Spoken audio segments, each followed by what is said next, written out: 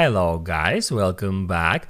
In this video I'm going to show you how you can easily switch between front and back camera on your iPhone. Be sure to watch the video to the very end so you don't make any mistakes, and of course do not forget to like this video and subscribe to my channel. So let's begin, and first off open up your camera app. Then first you can select photo or video mode, and after that you can hit at that icon to switch between your front and back cameras in that simple way.